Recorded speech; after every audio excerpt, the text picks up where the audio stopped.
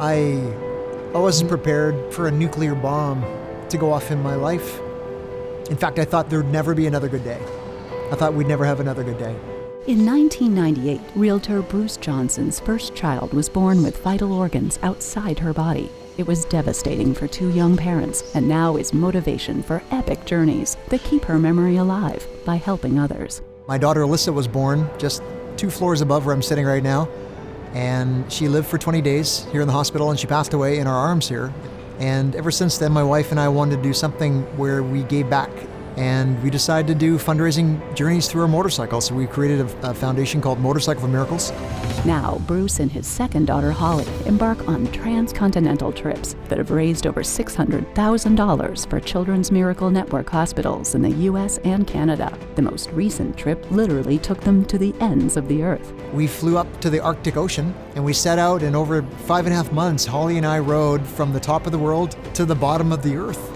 And it was remarkable, and it was difficult and crazy, and it raised a lot of money and a lot of awareness, which is one of the reasons why we do these journeys. I've never experienced this before, the impact that he can have on complete strangers to want to donate to children's hospitals. Kilometer after kilometer, meeting people along the way, talking to other RE/MAX agents, and the donations just start coming through. I'm like, Bruce, there you go again. Where are you today? Are you in Argentina? Because I just got some donations.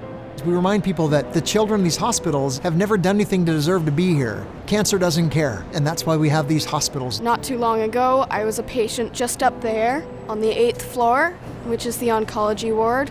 Every time a child is saved here, it's because of the work of people giving money to these facilities. It's incredibly important. I know firsthand, and he knows firsthand, how hard it is to lose a child or a friend. I've lost many friends. If we have the funding for research and for treatment, then kids can survive. So Bruce goes to extremes to raise that money.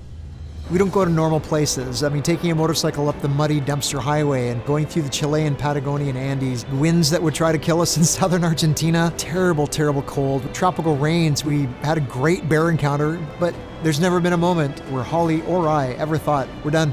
Let's pack it up and go home. There's never been a moment where we thought of quitting because it's too important. And we're showing the kids in these hospitals that you finish what you start, because the battles they're in right now are so much bigger than any battle we might be facing on the road. So there's no way we'd ever quit.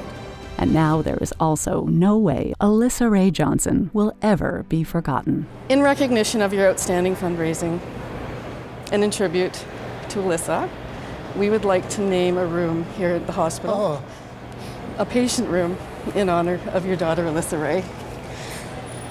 I promised Alyssa that we'd never forget her. It's really powerful having a room named after her here now. So to come from that moment to where we are today, it's certainly been an incredible journey.